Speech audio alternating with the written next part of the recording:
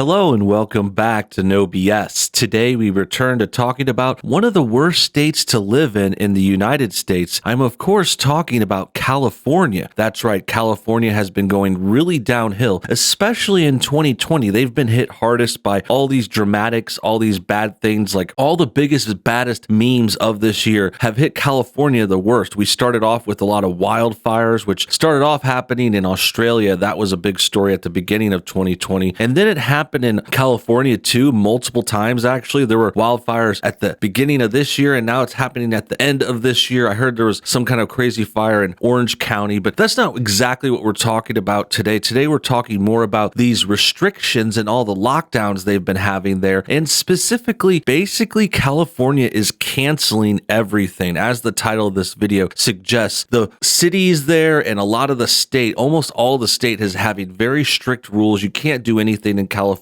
You can't even leave your house. It's kind of sad, but also messed up. And also it's kind of what these people asked for. I mean, they voted in these Democrats, these terrible leaders. California is extremely overrun by Democrats. They lead all the major cities. They run the states. They're in all the positions of power. And because of that, it's caused the state to become just kind of chaotic. Lots of bad things there, lots of crime, too many people, too many regulations, too much taxes, lots of bad things. So we're going to talk about that today. We're going to talk about how they're canceling everything and how the Los Angeles mayor had this silly announcement video about that where he literally says to cancel everything. So it's not an exaggeration to claim that here. So we're going to get to that soon. We're going to check out a video, talk more about California and all this bad stuff. But first, let's take a quick moment to check out our sponsor. Hundreds of thousands in Oklahoma are finding themselves without power as a destructive ice storm flattened power lines and trees across the area. The fear of going days without power is the exact reason why I have the Fighter Flare flashlight. This is a professional grade tactical ultra bright flashlight. It's entirely solar powered too, so I never have to worry about batteries dying when I need it the most, and I don't have to worry about plugging it into my wall to charge it, even though that is an option too. Yes, the Fighter Flare flashlight also comes with a life-saving emergency strobe light setting, along with 4 other unique life-saving modes. This flashlight can also be seen from over 500 meters away because it comes with 800 lumens, which makes it a great self-defense tool as well because it can blind any attacker. Yeah, the Fighter Flare flashlight also has a USB charger on it so you can charge your phone or any device virtually anywhere. That's right, this flashlight can charge your phone. It has a bright light, it also has a glass breaker, and it's lightweight and durable too, and it can be used in self-defense as well. With that said, the Fighter Flare flashlight comes with all this and more, so make sure you get your Fighter Flare flashlight today at fighterflare.com or click the link in the description below this video. Great, now that that's out of the way, let's get back to this California story. I want to start off with this video. This is the mayor, Eric Garcetti, and he says it's time to cancel everything, quite literally, specifically saying that. Another thing to note in this video that's kind of funny is he has one of those sign language translators next to him, and she's going to get really kind of into it, and that's kind of a trend with these liberal politicians in their videos. They always have these really eccentric sign language people like making faces and stuff. I noticed this earlier this year. It happens with all the leftists. It's part of their virtue signaling thing. Like it's usually a minority female and they go off and do all these faces and exaggerations, which from what I've heard, I got some comments on my other videos mentioning this, and a lot of people that sign language themselves said that they don't necessarily have to make all these faces and get so dramatic about it. It's more about the hand movements and being specific and how you relay information, but they clearly make it emotional. That's a little bit besides the point, but it is something that's another trend with these terrible leftist politicians. Let's go ahead and check tape. My message couldn't be simpler. It's time to hunker down. It's time to cancel everything. And if it isn't essential, don't do it. Don't meet up with others outside your household. Don't host a gathering. So you can't do anything in California. You can't leave your house. Now, obviously, this is in response to a pandemic. There's a virus going around. We're all super worried about that. We don't want to get sick. We don't want more people to get sick. We're not trying to downplay that either. But the fact of the matter is, leftists have been using this to kind of employ their own agendas for a while. They've taken advantage of the virus. They usually like to take advantage of crises and make them into a political move. And the other thing is, I can't stop looking. If you you look at the chick here, like this face, she's making the biggest face. She's so overly into this. The way she explains it and does all the faces, it looks like a cartoon. And this is nothing against her. I don't even know. Like I said, it's very well could be her job to make these faces too. But to me, it seems like she's over the top with it. And she's trying to get like emotional. Like this guy is speaking normally. And then he's got this person clown miming behind him. It's just really weird kind of juxtaposition. Other thing that's strange is why does this video, they have the subtitles on the video and the people watching this could be reading the subtitles. I don't get why they need a signer. They could just put subtitles on it. It's super weird. It's super like a power play or something. It's like, I don't know. It's just really funny to me. Don't attend a gathering.